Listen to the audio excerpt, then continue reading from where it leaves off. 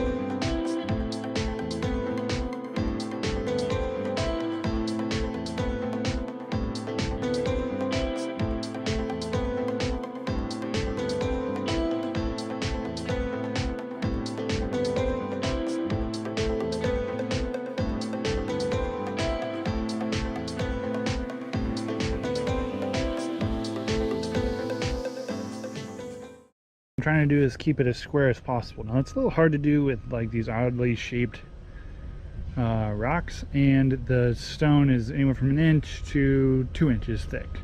So I'm trying my best here. This stuff is really only meant to be about 1/8 inch thick, not 1/8 inch, 3/8 of an inch thick, which I can do. There's only, like, I've tried to lay it out where there's only that much difference between my rocks. Some of them are going to be a little closer, but then I'm gonna, so once I get all my rock laid out, I'm just going to start in the corner and along the edge there, and I'll pull each rock up. I will put underneath it and level it, not level it, but you know, make it where all the rocks aren't toe catchers or anything like that, and work my way out. So that's the plan. And then we're kind of looking at using a paver like this, I'm gonna go and get some 1-inch overlay pavers, and I will use it around the outside. So she likes this color, but just not the paver itself. She has this other paver that she likes. It's this one right here. I just don't know that we can get it in that overlay. I know we could probably get that in it. That's a paver I used recently, so this is similar. We'll see though. Let's see what she wants to do once I get this part done, and yeah, we'll go from there.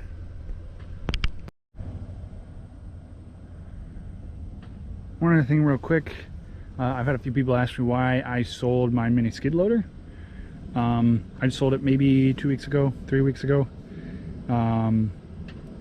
This is why. I picked up this pallet of stone that was 4,200 pounds with my Bobcat T590, and I brought it back here and set it down where I can work off of it.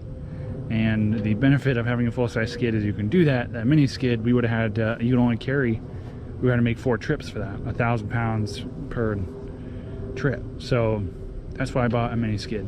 I love the mini skid for what it was. It could fit into yards and everything, but it just could not do what I need a full-size skid to do, or what I need a skid loader to do for me. So anyway,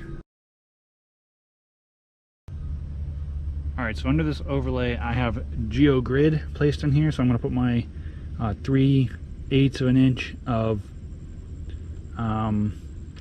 dry bond in here, and then I have that where it runs, my grid where it runs all the way around, so everything's going to be tied together as much as possible, especially over those seams where we go from concrete to rock. And then I'm looking at using concrete mix all the way around the outside edge and as the edge, and then I'll get a little bit of topsoil put around the edge and put grass down from there.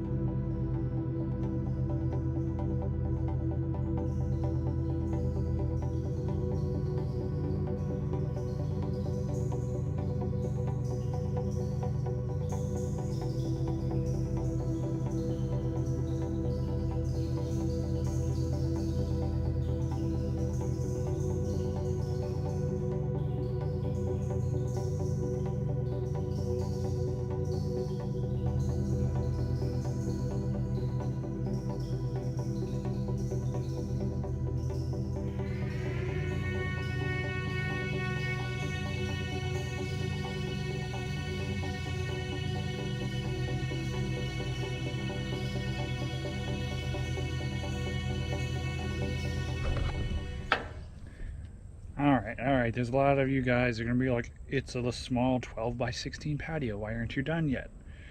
Get a move on. And I'll tell you this, it's 97 degrees out right now with a feel like of 102 and 42% humidity. Yeah, I don't work fast, I work at the same consistent pace, day in, day out. I ain't gonna kill myself. This job will be here tomorrow or the next day, and if I kill myself, I'm not gonna be. So I take it for what I can do at my pace, and I get it done. So speaking of, let's go get back to work.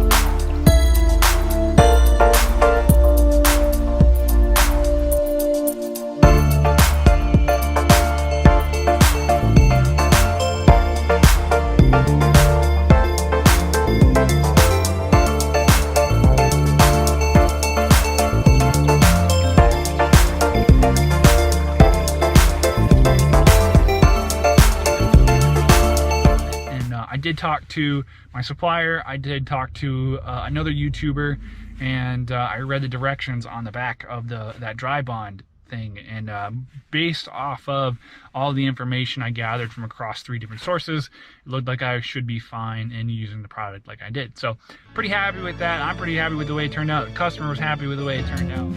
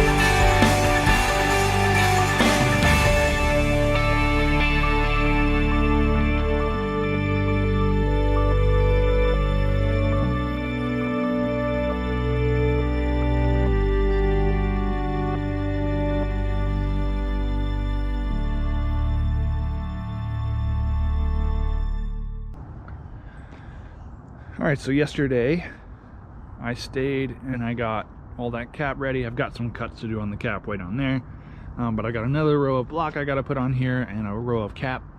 But first I need to backfill up to this point. So I'm gonna do that. I gotta warm the skid loader up.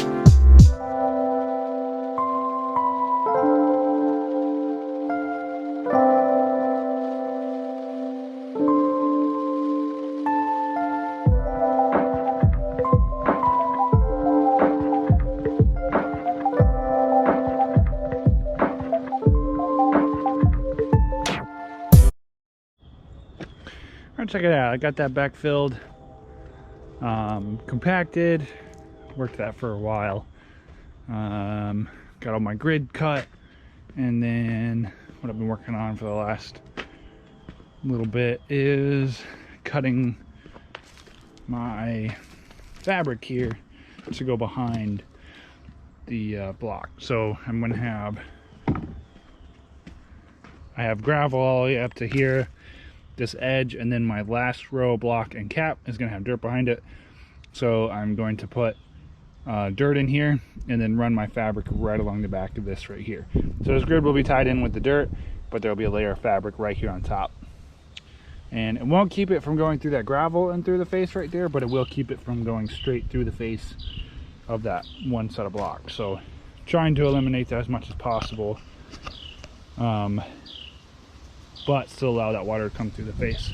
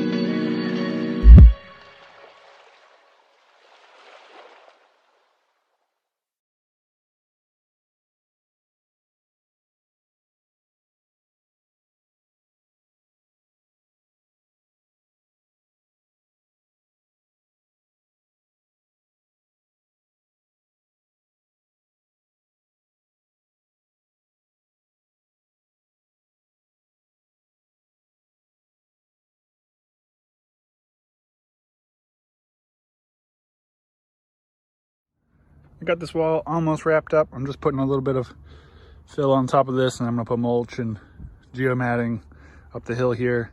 It'd be really nice if I had one of those roller compactors that would attach to the end of my excavator. I think they're made by Felco. I think that's the name of them. Yeah, I wish they made one small enough for my machine, because that'd be awesome. But this job site's looking really good. I'll have this all tidied up by the end of the day, and then we'll just have the other end to do tomorrow. Check it out. I turned the bucket around on my 3-foot excavator, and it's not my favorite way of doing it, but I used it to compact the slope in. Look, that looks pretty slick, doesn't it? Looks pretty nice. All right, got to put some erosion matting down and then some mulch. I just love this time of year. I'm trying to get something done and it gets dark out.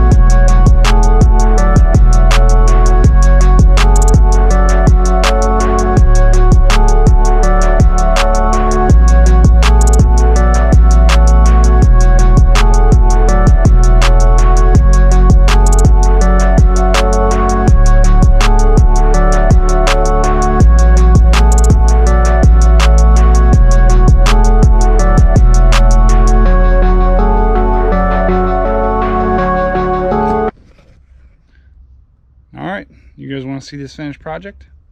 Here's the day that we're finally done. So here's the wall. It looks really, really nice. Tied that back into the bank. That looks really good. So we got mulch all up here. The only place we didn't get it was right up there. It was because it's almost vertical and we figured it would just fall off. But it has rained like 2 times since I put this down, and it's still there, like good heavy rain, so it's still there. So feel good about that. Got the whole slope taken care of. Got the mulch all spread up there. There's about 20 yards of mulch all the way across here. Got it power raked, seeded, and just some winter rye. Made sure all of our slopes were good. Put out a little bit of extra seed on top just to make sure everything would be good.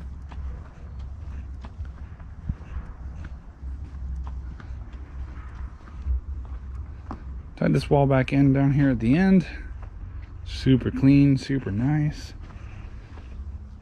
And finished a drop all the way down to the corner of the house there. So that's it for this one. Let me see if I got some footage from the very first, what it looked like here when I started. And then I'll show it to you what it looks like now.